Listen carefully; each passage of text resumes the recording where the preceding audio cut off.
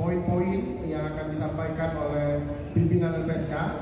Di sini telah hadir bersama kita Ketua Lembaga Pembinaan Sosial Korban Bapak Hasto Adewodyo Suroyo, kemudian ada Wakil Ketua sebelah kanan Pak Antonius PS Wibowo, kemudian sebelah kanannya Pak Antonius ada Ibu Lydia Iskandar, kemudian ada Ibu Susila Netias, dan juga yang teman-teman pasti sudah paham ya, Bapak Edwin Patogi Pasaribu, yang akan menyampaikan hal-hal yang berhubungan dengan putusan dari kasus pembunuhan berencana terhadap korban almarhum Nofriansah Yosua Huta Barat.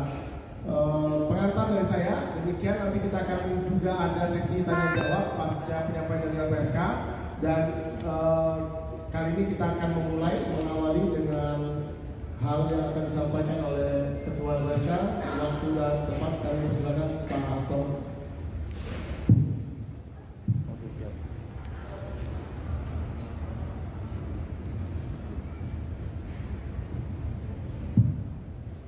Bismillahirrahmanirrahim. Assalamualaikum warahmatullahi wabarakatuh.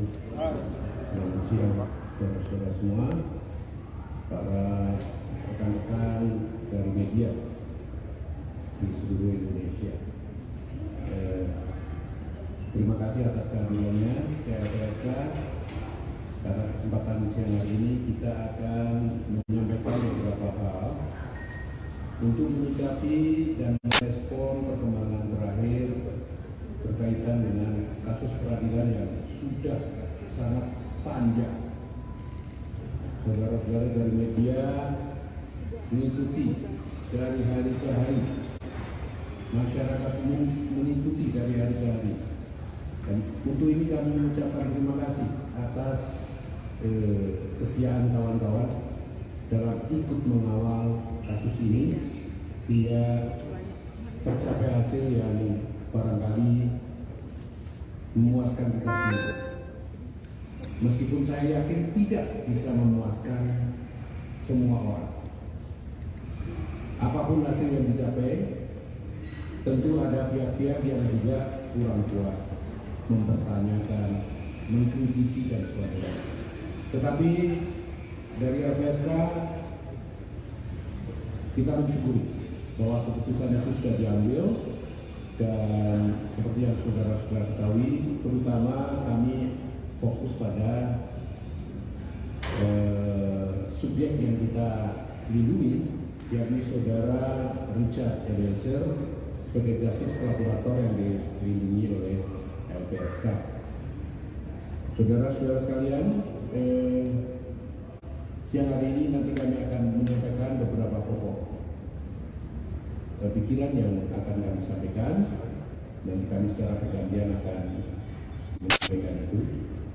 Tetapi saya sampaikan, pimpinan LPSK itu ada 7 orang sebenarnya, tetapi kebetulan yang 2 orang, yang satu Pak Manager Nasution sedang bertugas ke Medan, dan Pak Brigjen Polisi Purnawirawan Ahmadi sedang menjalankan ibadah umroh. Jadi kami hanya bisa hadir 5 orang. Tetapi karena waktu yang mendesak, kita perlu memberikan respon yang cepat terhadap perubahan-perubahan yang terjadi saat ini.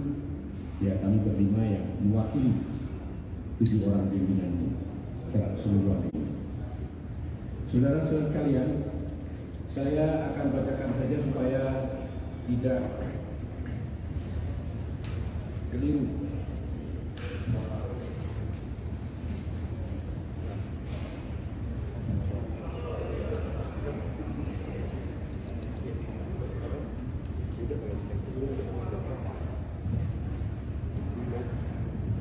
Saudara-saudara kalian, berkaitan dengan vonis kepada Barada Richard Eliezer yang sudah diputuskan oleh hakim pada tanggal 15 Februari 2023, kami dari Lembaga Perlindungan Saksi dan Korban menyampaikan hal sebagai berikut.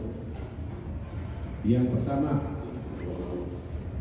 LPSK menyampaikan apresiasi kepada Majelis Hakim perkara pembunuhan Brigadir polisi Nofriansah Yosua Huta Barat atau J yang telah menjatuhkan vonis 1 tahun 6 bulan kepada terdakwa Barada Richard Eliezer Budihan Lumiu atau Barada E, dan vonis itu menunjukkan bahwa majelis hakim memahami intisari peran dari dan kontribusi posisi dari seorang saksi pelaku yang bekerja sama atau justice collaborator yang sering disingkat JC.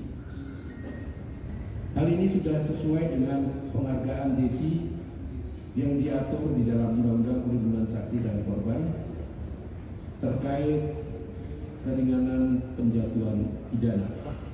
Bagaimana kita tahu, seorang justice collaborator itu mendapatkan 3 paling tidak. Yang pertama itu perlindungan atau pengamanan, dan ini dilaksanakan oleh LPSK, dan sampai saat ini LPSK sudah memberikan pelayanan perlindungan tersebut, bahkan sampai nanti ketika perlindungan itu tidak diperlukan lagi. Yang kedua adalah perlakuan khusus. Perlakuan khusus ini diberikan oleh aparat penegak hukum dalam bentuk adalah pemberian penghargaan, dan ini adalah haknya atau kewajiban dari seorang hakim untuk memberikan penghargaan pada seorang justice collaborator dalam ini Eliezer. Dan alhamdulillah sebagaimana kita ketahui, hakim sudah memberikan hukuman dengan pertimbangan-pertimbangan yang merujuk pada Undang-Undang Perlindungan Saksi dan Korban, dan juga rujukan-rujukan lain termasuk masukan-masukan dari masyarakat sipil lainnya. Oleh karena itu, saya mewakili LPSK menyampaikan penghargaan yang setinggi-tingginya kepada majelis hakim yang telah memberikan putusan sangat progresif kepada justice collaborator yang dimiliki oleh LPSK dalam bentuk hukuman 1 tahun 6 bulan. Mengapa saya katakan progresif? Karena ini adalah satu tonggak baru ya di dalam peradilan pidana kita. Yang pertama, hakim jelas-jelas merujuk pada Undang-Undang Perlindungan Saksi dan Korban. Yang kedua, bahwa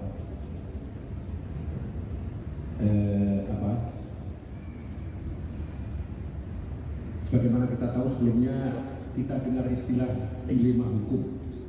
Dilema hukum yang saya tangkap itu kurang lebih begini. Eliezer ini barangkali memang dianggap sebagai justice collaborator, tetapi ada hukum yang harus diterapkan pada yang bersangkutan. Sehingga kita melihat tuntutan yang diberikan oleh jaksa itu 12 tahun pada waktu itu. Nah, tentang dilema hukum ini, saya cukup memberi catatan bahwa memang Undang-Undang Perlindungan Saksi dan Korban ini adalah termasuk paradigma baru di dalam sistem peradilan pidana kita. Juga justice kolaborator yang menjadi subjek baru yang bisa dilindungi oleh LPSK yang diatur di dalam Undang-Undang Perlindungan Saksi dan Korban. Ini adalah hal baru yang tentu belum bisa dipahami dengan sempurna oleh semua pihak. Tapi dalam hal ini hakim dengan cara progresif telah memberikan putusan berdasarkan salah satunya pasal yang ada di dalam Undang-Undang Perlindungan Saksi dan Korban. Ini adalah tonggak secara baru. Yang lainnya, sebelumnya kita mendengar ada keraguan apakah betul Eliezer ini pantas disebut sebagai justice collaborator. Karena apa? Karena justice collaborator ini biasanya kan diberikan pada pelaku untuk kasus-kasus tindak pidana yang berdimensi kolektif, yang organized crime seperti korupsi, narkotika, atau tindak pidana perdagangan orang misalnya. Tetapi di dalam Undang-Undang Nomor 13 2006 yang sudah diubah menjadi Undang-Undang Nomor 31 Tahun 2014 dinyatakan bahwa selain tindak pidana yang tadi saya sebutkan, tindak pidana lain yang ditetapkan oleh LPSK. Jadi setelah kami melakukan investigasi, assessment dan sebagainya, ketika Eliezer mengajukan permohonan sebagai justice collaborator, itu kami lakukan dan kami koordinasikan dengan aparat penegak hukum apakah betul dia bukan pelaku utama, karena ini salah satu syarat sebagai justice collaborator.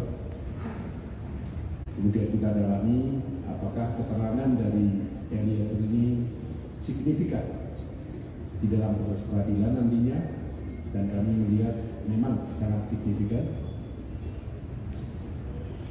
Kami kemudian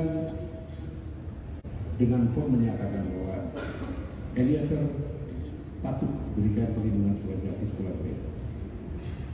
Dan kalau dibandingkan dengan justice collaborator lain yang pernah dilindungi oleh LPSK, saya melihat nilai lebih dari Eliezer ini adalah ketulusannya, kesungguhannya. Dia sangat menyesal dan itu ditunjukkan dengan mengajukan permintaan maaf pada orang tua korban, orang tua Yosua secara tulus, dan kita lihat orang tua korban juga memaafkan secara tulus. Saya sampaikan titipan dari Eliezer pada kedua orang tua Yosua, terima kasih atas pemberian maaf yang tulus ini. Ini yang kami lihat. Jadi kami kemudian berketetapan untuk melindungi Eliezer ini sebagai justice collaborator. Dan kami merasa tetap on the track untuk bisa memberikan status ini, merekomendasikan status justice collaborator ini baik kepada aparat penegak hukum dalam hal ini kepolisian dan jaksa maupun kepada hakim melalui pengadilan. Dan itulah yang akhirnya kita lakukan. Kemudian kita lakukan kewajiban kita memberikan perlindungan pada Eliezer ini.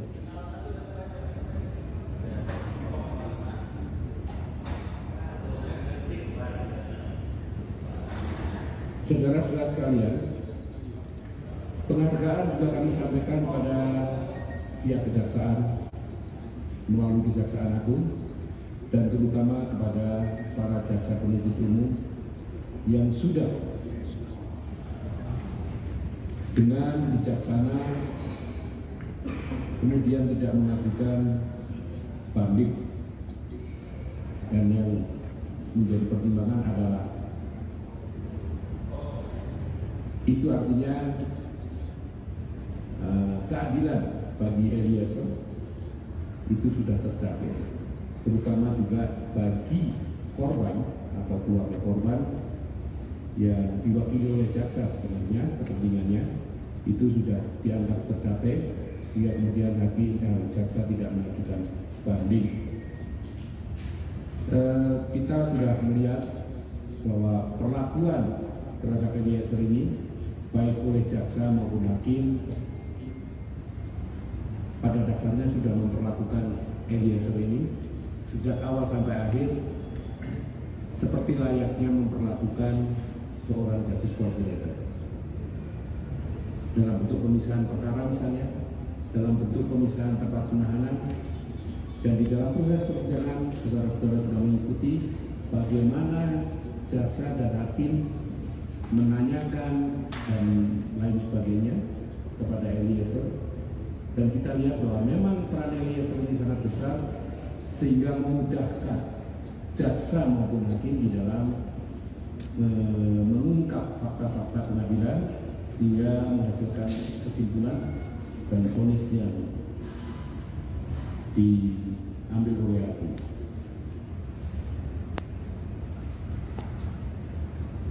Kita harapkan keputusan hakim juga model yang dilakukan oleh kejaksaan dalam memperlakukan Eliezer sebagai justice kolaborator ini nantinya akan bisa menjadi role model bagi penegakan hukum di masa depan, terutama yang melibatkan adanya seorang justice collaborator.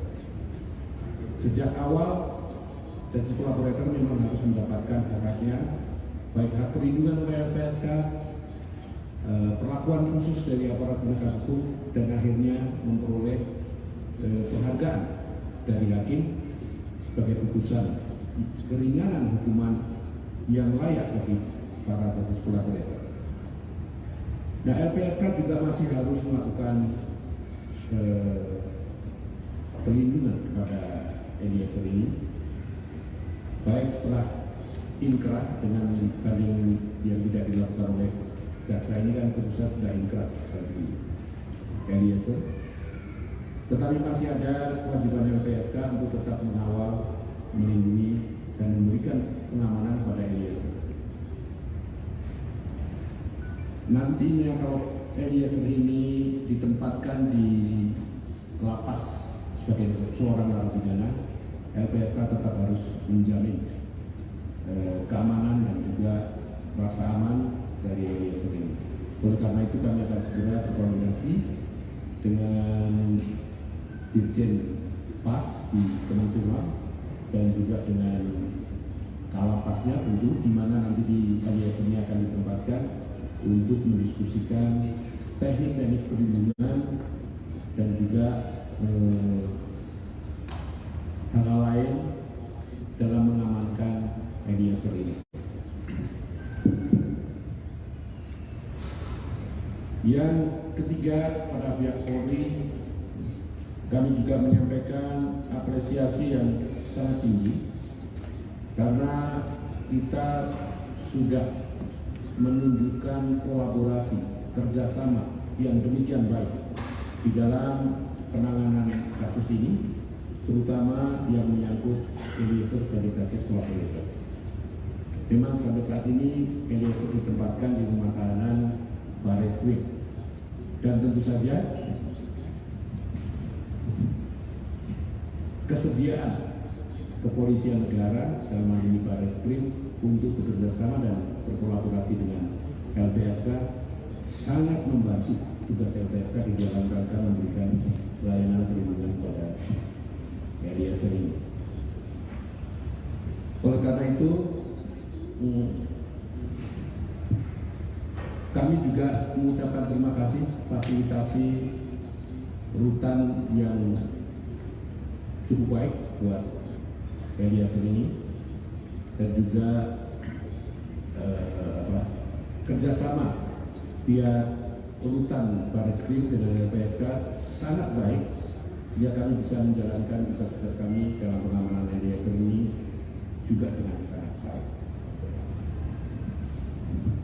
Saya kira pengantar saya itu saja dulu, nanti akan disambung oleh rekan-rekan yang lain sebelum.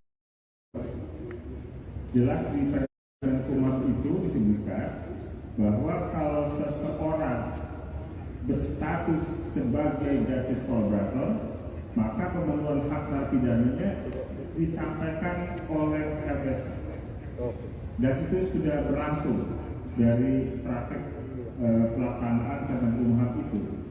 Artinya nanti minggu depan, dalam waktu 7 hari setelah putusan tidak ada upaya banding sebagaimana didengar baik kuasa hukum Richard maupun jaksa tidak melakukan banding, maka minggu depan posisi Richard sudah inkrah dan dinyatakan sebagai terpidana. Ketika Richard sah sebagai terpidana, langkah yang dilakukan LPSK tadi disinggung sudah oleh Pak Ketua. LPSK akan berkoordinasi dengan Direktur Jenderal Pemasyarakatan ya, untuk pemenuhan hak terpidananya. Nah itu apakah pilihannya, apakah remisi, apakah cuti menjelang bebas, apakah pembebasan bersyarat ya. Nanti kami belum bisa pastikan ya. Tapi kami akan konsultasikan dengan Direktorat Jenderal Pemasyarakatan. Hanya tadi saya sebutkan bahwa nama-nama hak narapidana itu tadi penyebutannya ada remisi, ada cuti berjalan bebas, ada pembebasan bersyarat. Persisnya apa? Karena masa tahanannya 1 tahun 6 bulan dipotong dengan masa penahanan di proses penyidikan hingga persidangan, ya. Persisnya apa? Nanti kami harus berkonsultasi dulu dengan Direktur Jenderal Pemasyarakatan, ya, gitu. Terima kasih Pak Adi. Gimana? Tadi kan dikatakan sampai 6 bulan ke depan perlindungannya, berarti Ya. hanya sampai 6 bulan saja atau sampai kan Oke. atau 6 bulan? Ya. Terkait evaluasi. Oke. Ya, jadi begini Mbak, di LPSK kami memberikan batas waktu perlindungan itu dalam kurun waktu 6 bulan. Kenapa 6 bulan? Karena dalam 6 bulan itu bisa saja ada evaluasi dari LPSK yang menyatakan bahwa perlindungan itu sudah tidak diperlukan. Dalam 6 bulan itu juga bisa ada sikap dari terlindung. Sikap dari terlindung misalnya sudah tidak lagi memerlukan perlindungan dari LPSK. Nah, jadi 6 bulan itu kepentingan LPSK dan kepentingan terlindung untuk apakah perlindungan itu masih diperlukan atau tidak.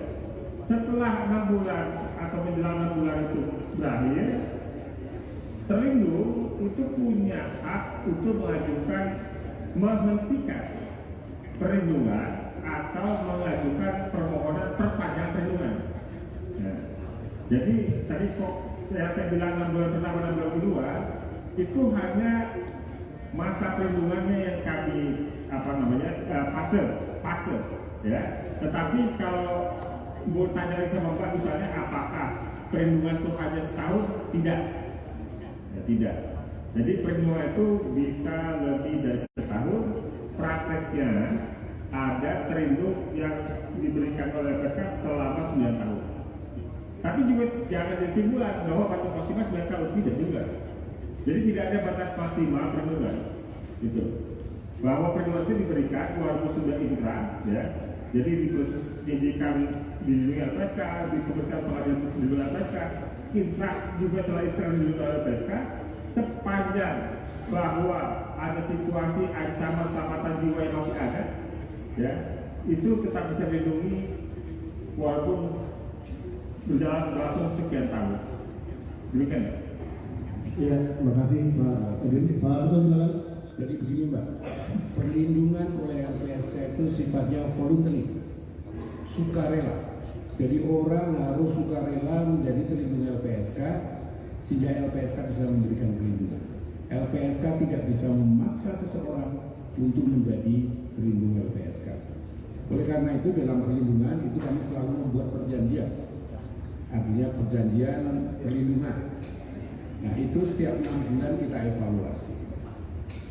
Kalau ada terlindung yang menyalahi perjanjian itu sebelum waktu perjanjiannya habis, kita bisa menghentikan. Begitu juga kalau seorang terlindung merasa bahwa tidak perlu lagi perlindungan oleh LPSK, sebelum masa perlindungan itu habis, bisa minta dihentikan. Nah, yang tadi sudah oleh Pak Wakil tidak terbatas itu memang selama ada kebahayaan, ada ancaman dan sebagainya, LPSK tetap bisa memberikan perlindungan. Walaupun sifatnya voluntary tadi, harus ada kesediaan seseorang untuk menjadi terlindung LPSK. Terima kasih Pak Ketua tambahannya. Tadi Mbak yang di sebelahnya dulu. Iya, silakan. Oh sama sudah. Ada lagi? Mas dulu. Bentar ya. Mic-nya. Sama pertanyaannya tadi ya. Satu pertanyaan Mas, biar tadi teman-teman bisa jangan satu ada anak. Ya, selamat sore. Assalamualaikum warahmatullahi wabarakatuh. Dengan LPSK saya Cindy dari Kompas.com. Dari mana Mas? Cindy Kompas.com. Masih satu. Di sini yang ingin saya tanyakan sebenarnya lebih ke detail ya. Detail masa lalu terkait dengan penetapan status justice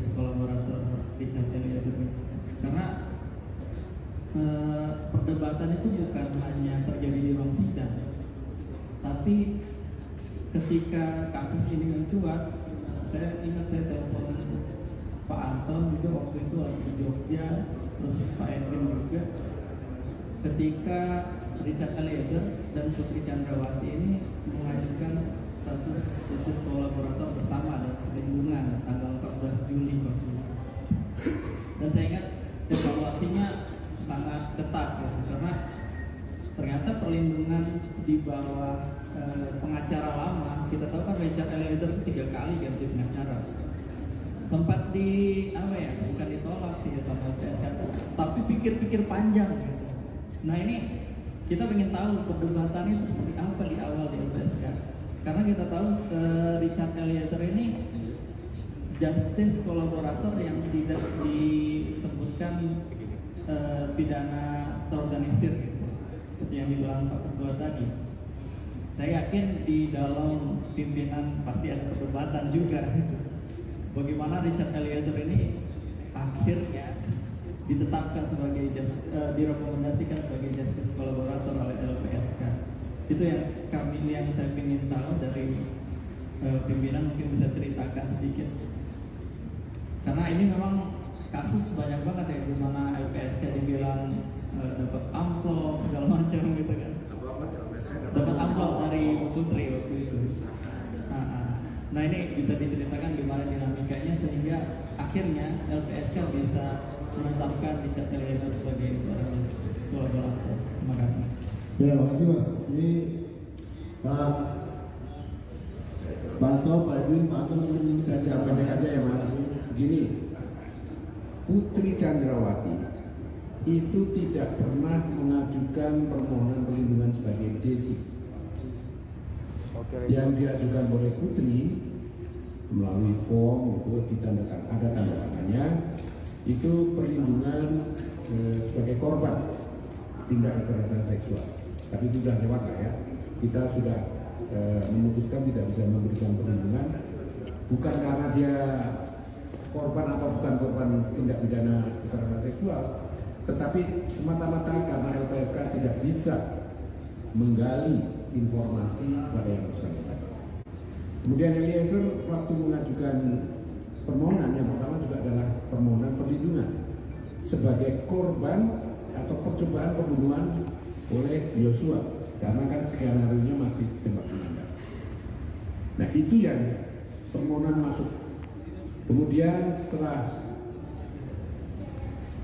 kita analisis dan akhirnya Eliezer ditetapkan sebagai tersangka, kami sampaikan kami tidak bisa memberikan perlindungan lagi karena Anda adalah seorang tersangka.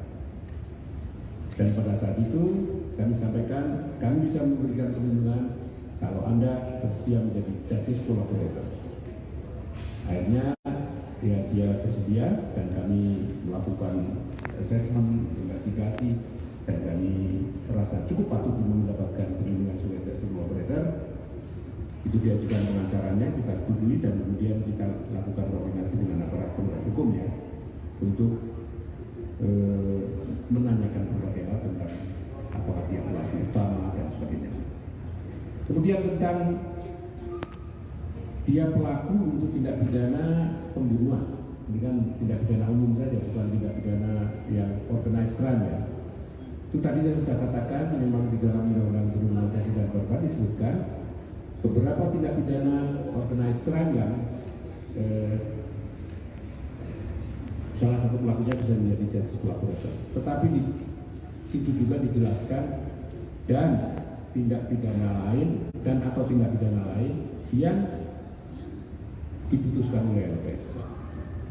Jadi itu kata penutup itulah yang kami manfaatkan, kami pakai sebagai landasan untuk memberikan rekomendasi sebagai justice collaborator kepada Eliezer. Ya, Pak Anton, ada tambahan? Baik, sedikit menambahkan tentang tindak pidana apa sih yang pelakunya dapat direkomendasikan sebagai justice collaborator. Pada waktu yang lampau memang sempat terjadi perdebatan, tetapi saat ini perdebatan itu harus sudah diakhiri. Hakim Pengadilan Negeri Jakarta Selatan yang menangani perkara Eliezer itu sudah memberikan penjelasan dan pertimbangan yang sangat clear. Kalau kita mencermati kembali pembacaan putusan dari media, itu Majelis Hakim mengatakan bahwa tindak pidana pembunuhan berencana pun bisa diberikan justice collaborator. Majelis Hakim sangat tepat ya merujuk pada ketentuan pasal 28 ayat 1 Undang-Undang Nomor 31 tahun 2014 dan juga ketentuan pasal 5 junto penjelasannya Undang-Undang Nomor 31 tahun 2014. Nah, ini tentu menjadi semakin meneguhkan bahwa pertimbangan dan putusan LPSK ketika memberikan status justice collaborator kepada Richard Eliezer itu tidak keliru. Demikian Mas tambahannya. Terima kasih Pak Anton. Cukup ya Mas ya. Yang jadi poin ini Mas, ada dua permohonan sebetulnya untuk Eliezer waktu dia berposisi sebagai polisi yang telah menyampaikan dukungannya melalui amikus curiae atau sahabat peradilan pada majelis hakim dalam rangka memastikan penghargaan justice collaborator sebagaimana diatur di dalam Undang-Undang Perlindungan Saksi dan Korban Undang-Undang Nomor 31 tahun 2014. Apresiasi kepada masyarakat luas dan insan pers yang telah memberikan dukungan dalam pemenuhan hak-hak Richard Eliezer sebagai justice collaborator. Berikutnya, kami setelah putusan pengadilan kemarin pasca vonis, LPSK akan berkomitmen akan tetap memberikan perlindungan fisik kepada Richard Eliezer, kemudian memberikan juga rehabilitasi psikososial berupa rohaniawan ya, pemenuhan kebutuhan spiritualnya, rehabilitasi medis dan atau psikologis, termasuk pemenuhan hak-haknya, hak-hak narapidana kepada Richard Eliezer sebagai justice collaborator. Terima kasih Mas Udi, nanti dilanjutkan. Iya, terima kasih Bu Susi. Sangat jelas. Dilanjut Pak Anton. Baik, terima kasih Mas Udi. Teman-teman media, saya ingin menyampaikan tentang perlunya penguatan perlindungan JC ke depan. Ada dua bagian yang ingin saya sampaikan. Pertama mengenai rutan atau rumah tahanan JC, dan kedua tentang regulasi yang berkaitan dengan JC. Mengenai rutan justice collaborator, LPSK memerlukan dukungan dari Menkumham agar LPSK dapat mengelola rutan atau lapas JC supaya dapat memberikan penanganan khusus bagi penahanan JC berupa pemisahan penahanan secara maksimal. Sebagaimana teman-teman ketahui, hak JC itu secara garis besar ada dua. Pertama adalah tentang penanganan khusus, yang kedua adalah tentang penghargaan. Nah, penanganan khusus itu salah satunya adalah penanganan di tempat rumah tahanan. Yang kedua mengenai regulasi. Pertama, LPSK mengapresiasi Menteri Hukum dan HAM yang telah menerbitkan Permen Kumham nomor 7 tahun 2022 tentang syarat dan tata cara pemberian remisi asimilasi, cuti mengunjungi keluarga, pembebasan bersyarat, cuti menjelang bebas, dan cuti bersyarat. Dalam Permen Kumham ini diatur bahwa pemenuhan hak narapidana JC harus didasarkan rekomendasi dari LPSK. Tentu ini adalah produk hukum yang semakin memberikan legitimasi dan legalitas tentang justice collaborator itu. Yang kedua, sejak 2 tahun lalu, pemerintah beserta LPSK tengah membahas peraturan turunan terkait perlindungan JC. Peraturan ini diharapkan dapat segera disahkan agar tidak terdapat perbedaan pandangan di antara aparat penegak hukum dalam penanganan JC. Begitu pula, praktek perlindungan JC dalam kasus Eliezer diharapkan dapat diadopsi pada peraturan ini. Tentu ini cara membuat peraturan yang semoga menjadi lebih dimudahkan karena ada banyak praktek GC yang sudah terjadi pada konteks penanganan Eliezer. Demikian, Mas Uli, terima kasih. Terima kasih. Serta hal-hal lain yang perlu kami sampaikan dalam kegiatan kita di siang hari ini. Nah, nanti kita akan mendengarkan beberapa poin-poin yang akan disampaikan oleh pimpinan LPSK. Di sini telah hadir bersama kita Ketua Lembaga Pembinaan Sosial dan Korban, Bapak Hasto Adiodio Suroyo. Kemudian ada Wakil Ketua sebelah kanan Pak Antonius PS Wibowo. Kemudian sebelah kanannya Pak Antonius ada Ibu Lydia Iskandar. Kemudian ada Ibu Susila Netias, dan juga yang teman-teman pasti sudah paham ya, Bapak Edwin Patogi Pasaribu, yang akan menyampaikan hal-hal yang berhubungan dengan putusan dari kasus pembunuhan berencana terhadap korban almarhum Nofriansah Yosua Huta Barat. Pengantar dari saya demikian. Nanti kita akan juga ada sesi tanya jawab pasca penyampaian dari LPSK, dan kali ini kita akan mengawali dengan hal yang akan disampaikan oleh Ketua LPSK.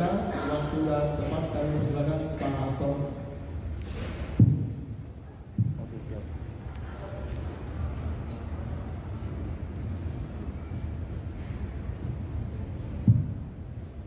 Bismillahirrahmanirrahim.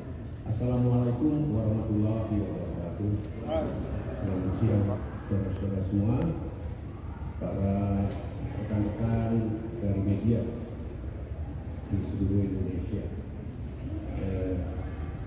Terima kasih atas kehadirannya ke LPSK.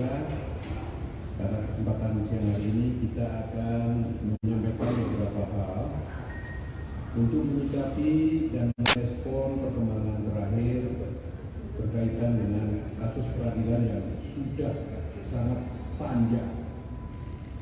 Saudara-saudara dari media mengikuti dari hari ke hari, masyarakat umum mengikuti dari hari ke hari, dan untuk ini kami mengucapkan terima kasih atas kesetiaan kawan-kawan dalam ikut mengawal kasus ini sehingga tercapai hasil yang barangkali memuaskan kita semua. Meskipun saya yakin tidak bisa memuaskan semua orang. Apapun hasil yang dicapai, tentu ada pihak-pihak yang juga kurang puas, mempertanyakan, mengkritisi dan sebagainya. Tetapi dari LPSK kita mensyukuri bahwa keputusan itu sudah diambil, dan seperti yang saudara-saudara ketahui, terutama kami fokus pada subjek yang kita lindungi, yakni saudara Richard Eliezer sebagai justice kolaborator yang dilindungi oleh LPSK. Saudara-saudara sekalian, siang hari ini nanti kami akan menyampaikan beberapa pokok pikiran yang akan kami sampaikan, dan kami secara bergantian akan menyampaikan itu. Tetapi saya sampaikan, pimpinan LPSK itu ada 7 orang sebenarnya, tetapi kebetulan yang 2 orang, yang satu Pak Manager Nasution sedang bertugas ke Medan, dan Pak Brigjen Polisi Purnawirawan Ahmadi sedang menjalankan ibadah umroh. Jadi kami hanya bisa hadir 5 orang. Tetapi karena waktu yang mendesak, kita perlu memberikan respon yang cepat terhadap perubahan-perubahan yang terjadi saat ini. Ya, kami berlima yang mewakili 7 orang pimpinan secara keseluruhan ini. Saudara-saudara sekalian, saya akan bacakan saja supaya tidak keliru.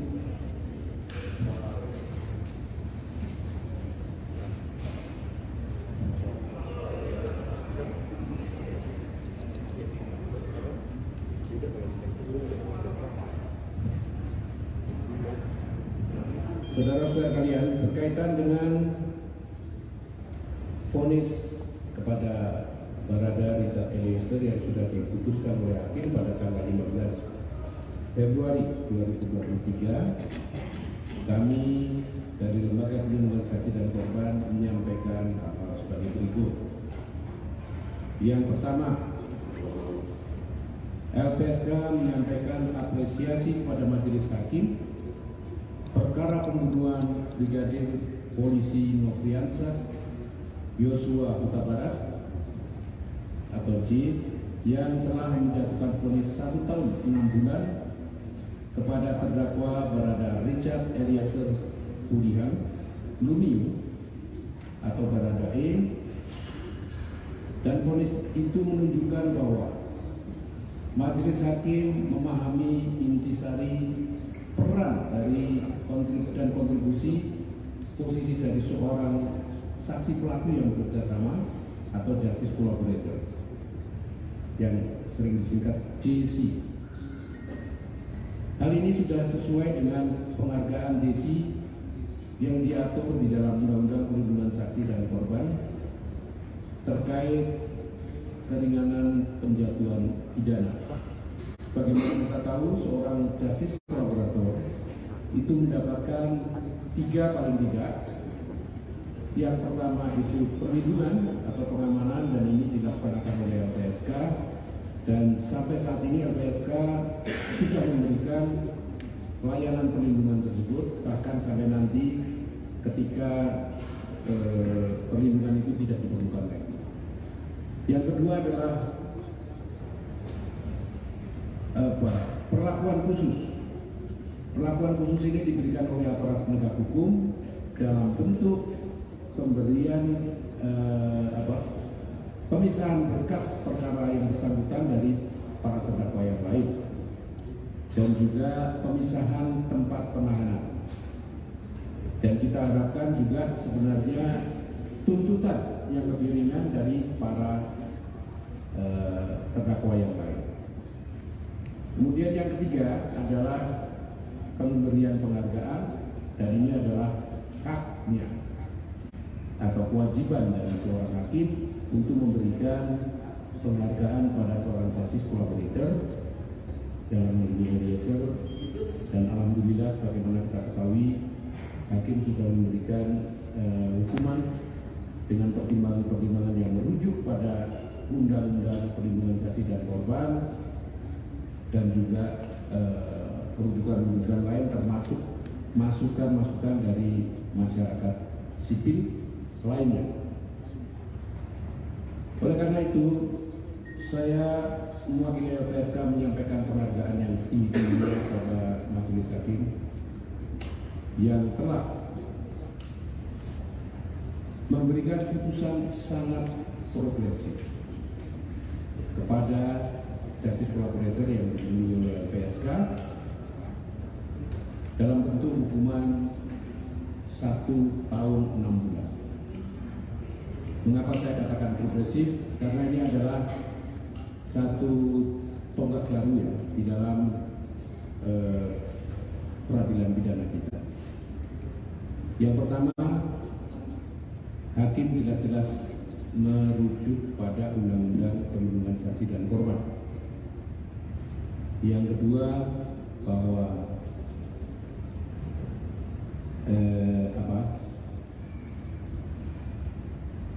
sebagaimana kita tahu sebelumnya kita dengar istilah dilema hukum.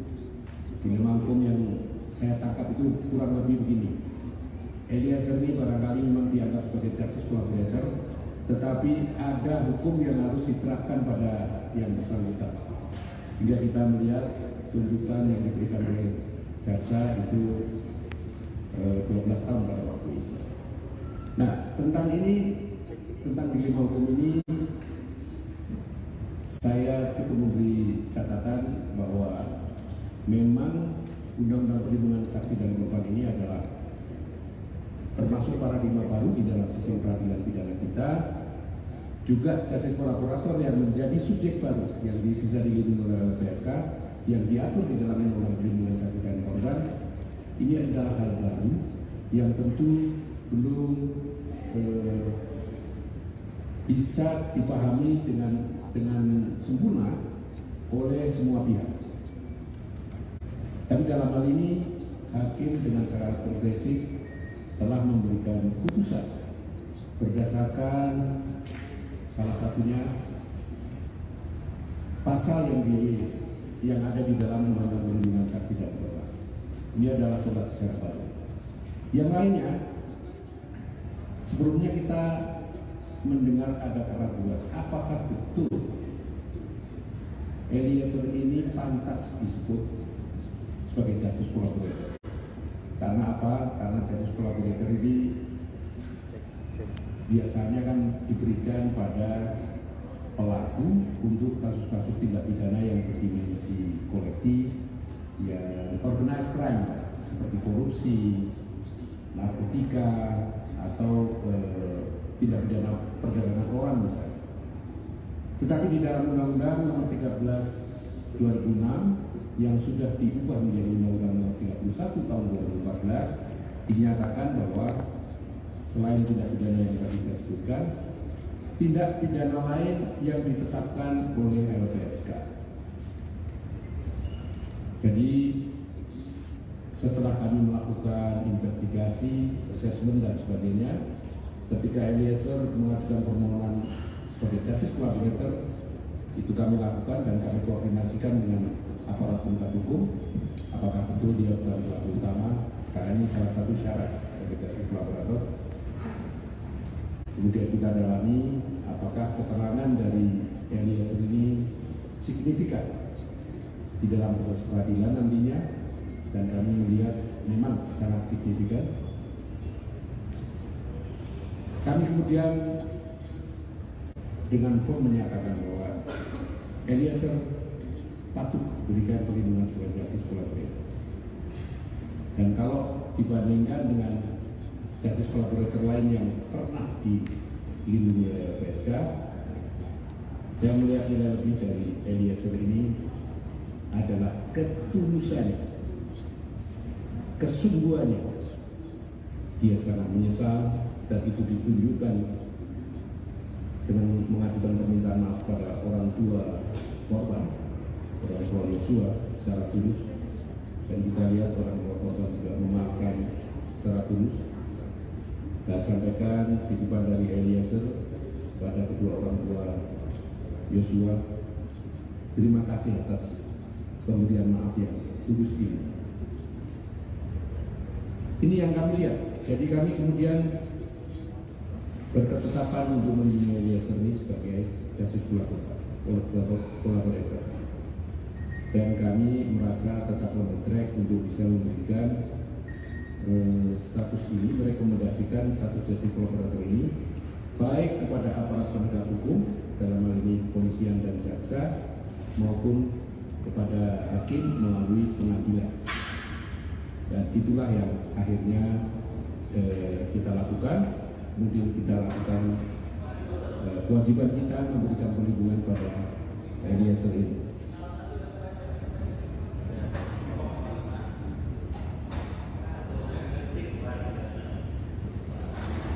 Saudara-saudara sekalian, penghargaan juga kami sampaikan pada pihak kejaksaan melalui Kejaksaan Agung, dan terutama kepada para jaksa penuntut umum yang sudah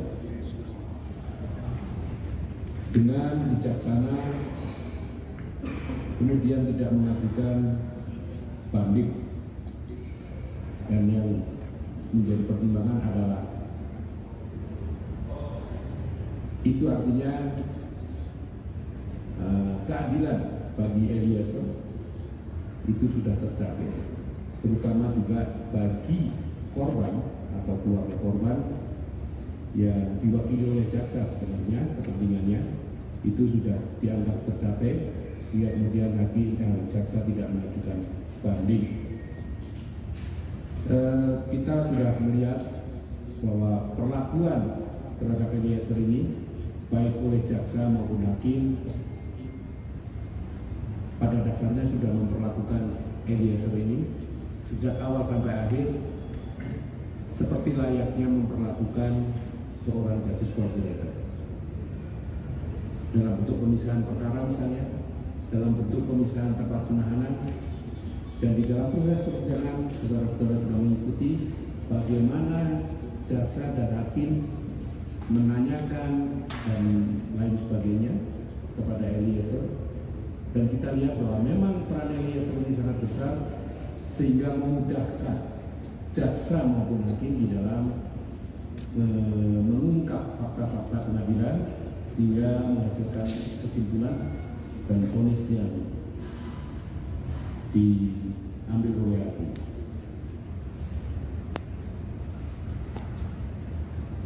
Kita harapkan keputusan hakim juga model yang dilakukan oleh kejaksaan dalam memperlakukan Eliezer sebagai justice collaborator ini nantinya akan bisa menjadi role model bagi penegakan hukum di masa depan, terutama yang melibatkan adanya seorang justice collaborator.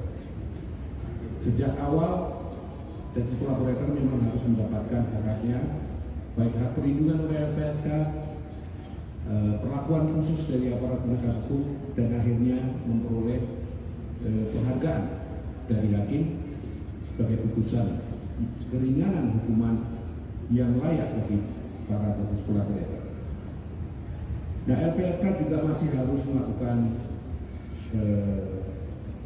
perlindungan kepada Eliezer ini, baik setelah inkrah dengan banding yang tidak dilakukan oleh jaksa ini, kan putusan sudah inkrah bagi Eliezer, tetapi masih ada kewajiban LPSK untuk tetap mengawal, melindungi, dan memberikan pengamanan kepada Eliezer. Nantinya kalau Eliezer ini ditempatkan di lapas sebagai seorang narapidana, LPSK tetap harus menjamin keamanan dan juga rasa aman dari Eliezer ini. Oleh karena itu kami akan segera berkoordinasi dengan Dirjen PAS di Kemenkumham dan juga dengan Kalapasnya tentu, di mana nanti di Eliezer ini akan ditempatkan untuk mendiskusikan teknik-teknik perlindungan dan juga hal-hal lain dalam mengamankan Eliezer ini.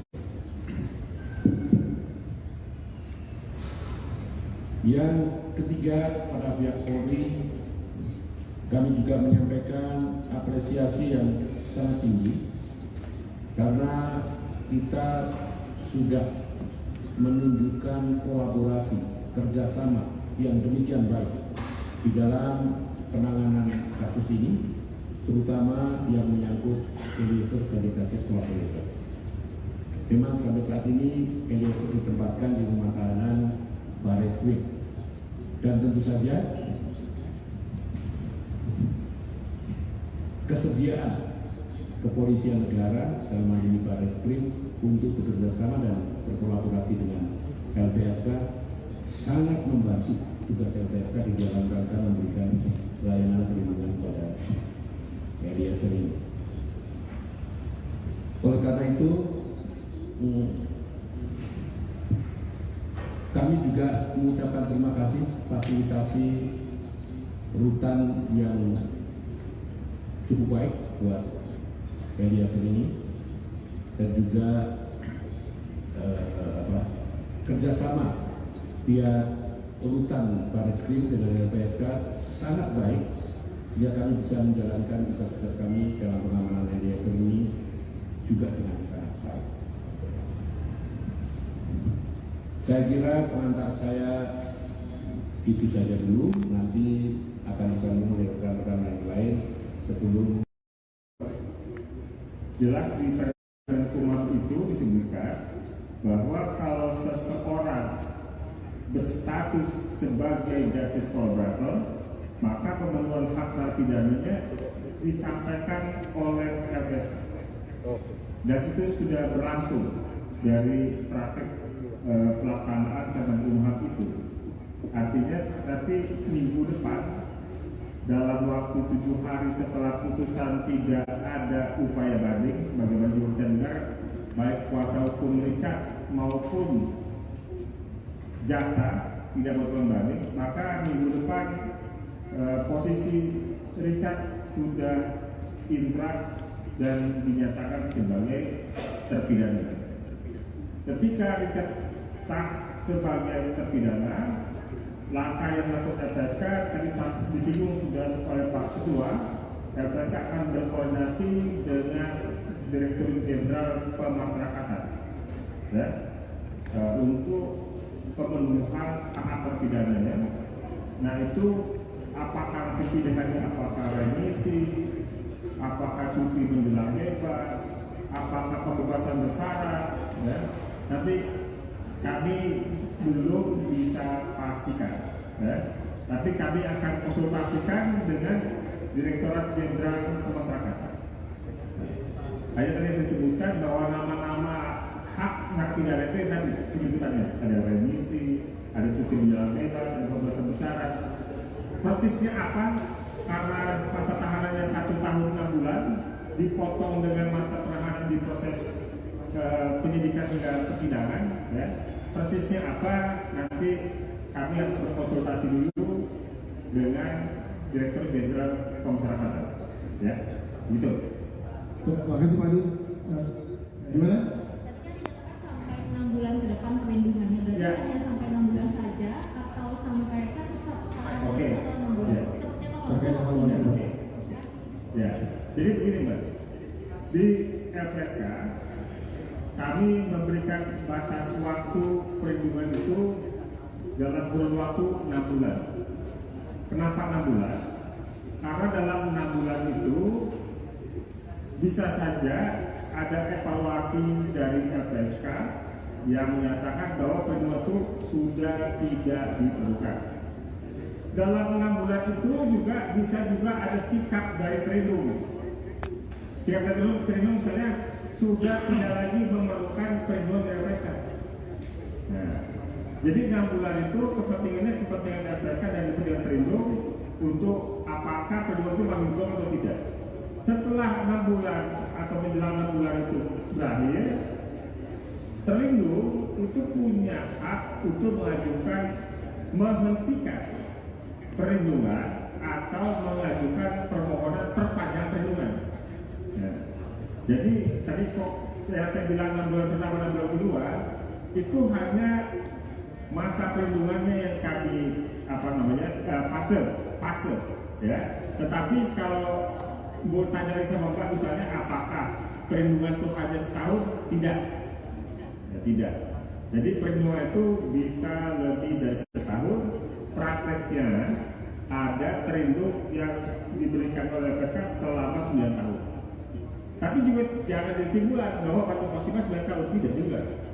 Jadi tidak ada batas maksimal perlindungan. Gitu. Bahwa perlindungan itu diberikan walaupun sudah inkrah, ya.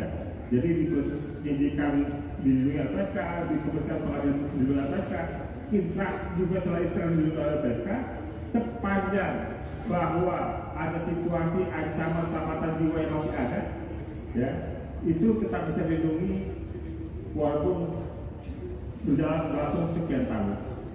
Demikian. Iya, terima kasih Pak Edwin. Pak Ketua silakan. Jadi begini Mbak, perlindungan oleh LPSK itu sifatnya voluntary, sukarela. Jadi orang harus sukarela menjadi terlindung LPSK sehingga LPSK bisa memberikan perlindungan. LPSK tidak bisa memaksa seseorang untuk menjadi pelindung LPSK. Oleh karena itu dalam perlindungan itu kami selalu membuat perjanjian, artinya perjanjian perlindungan. Nah itu setiap 6 bulan kita evaluasi. Kalau ada terlindung yang menyalahi perjanjian itu sebelum waktu perjanjiannya habis, kita bisa menghentikan. Begitu juga kalau seorang terlindung merasa bahwa tidak perlu lagi perlindungan oleh LPSK, sebelum masa perlindungan itu habis, bisa minta dihentikan. Nah, yang tadi sudah oleh Pak Wakil tidak terbatas itu memang selama ada kebahayaan, ada ancaman dan sebagainya, LPSK tetap bisa memberikan perlindungan. Walaupun sifatnya voluntary tadi, harus ada kesediaan seseorang untuk menjadi terlindung LPSK. Terima kasih Pak Ketua dan bahannya. Tadi Mbak yang di sebelahnya dulu. Iya, silakan. Oh sama sudah. Ada lagi? Mas dulu. Bentar ya. Mic-nya. Sama pertanyaannya tadi ya. Satu pertanyaan Mas, biar tadi teman-teman bisa jangan satu ada anak. Ya, selamat sore. Assalamualaikum warahmatullahi wabarakatuh. LPSK, saya Cindy dari Jakarta. Dari mana? Cindy Kompas.com. Masih di sini yang ingin saya tanyakan sebenarnya lebih ke detail ya, detail masa lalu terkait dengan penetapan status justice kolaborator Richard Eliezer. Karena perdebatan itu bukan hanya terjadi di ruang sidang, tapi ketika kasus ini mencuat, saya ingat saya telepon Pak Anton juga waktu itu lagi di Jogja, terus Pak Edwin juga, ketika Richard Eliezer dan Putri Chandrawati ini mengajukan status justice kolaborator bersama dan perlindungan tanggal 14 Juli waktu itu. Dan saya ingat evaluasinya sangat ketat ya, karena ternyata perlindungan di bawah pengacara lama. Kita tahu kan Richard Eliezer 3 kali ganti pengacara. Sempat bukan ditolak sih ya sama LPSK, tapi pikir-pikir panjang.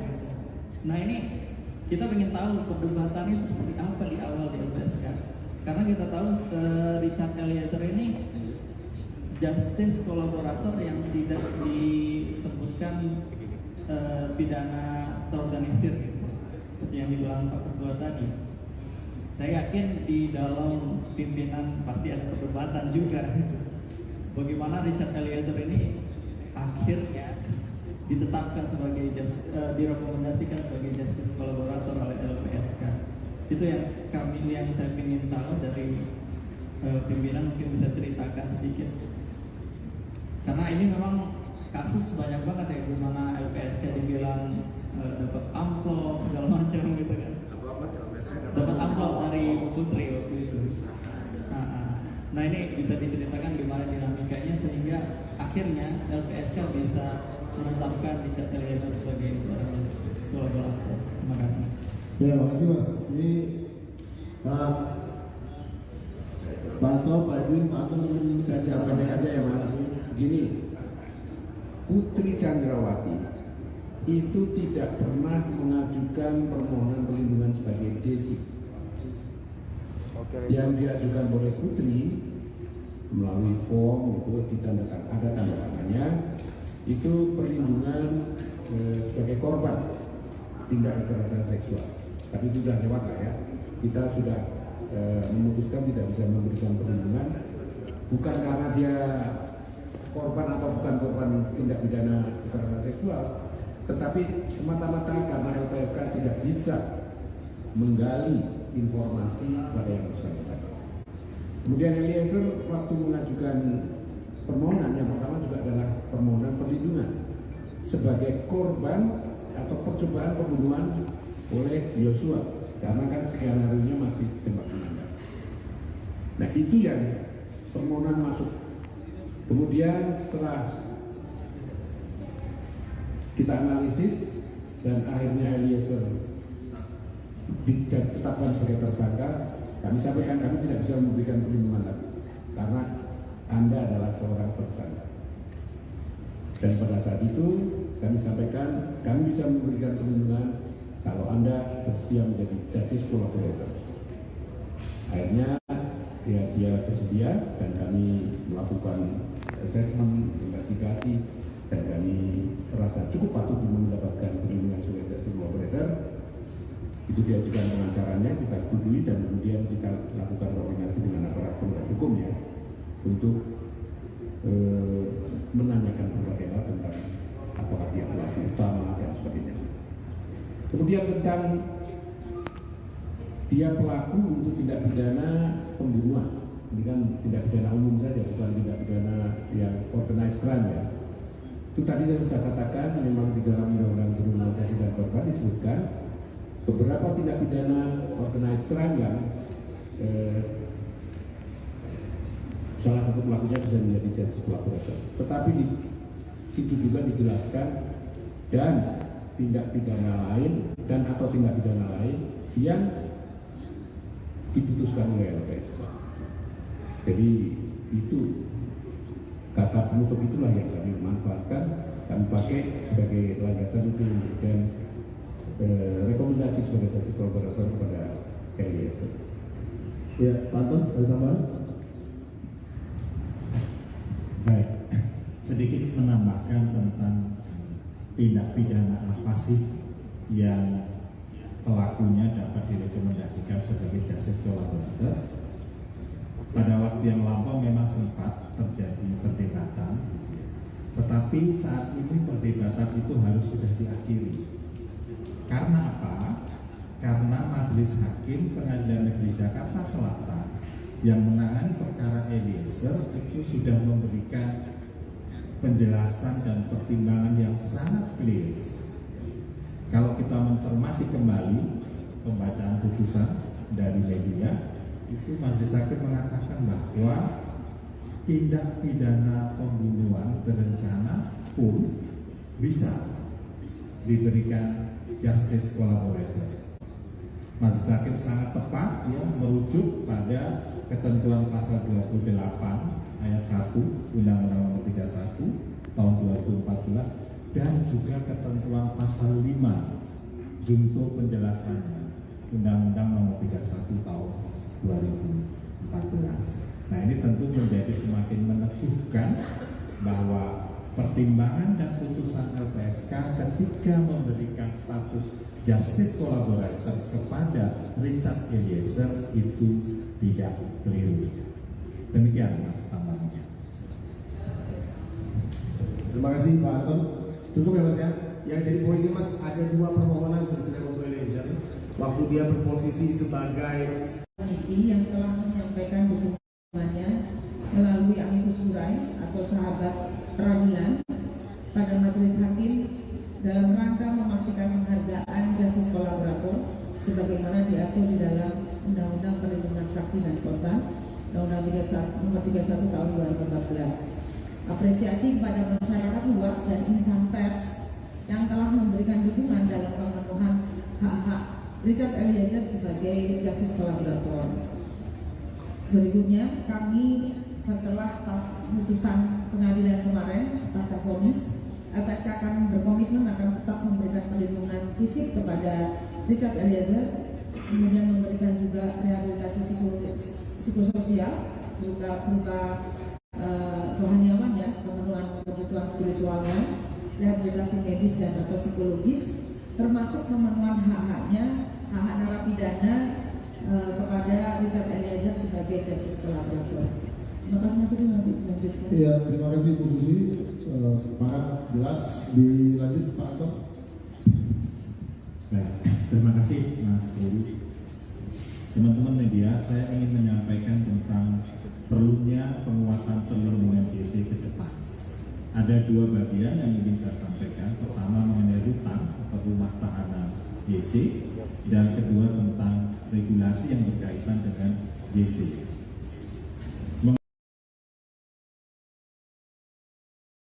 Butuh kehangatan? Ada mie instan? Cari di lemari.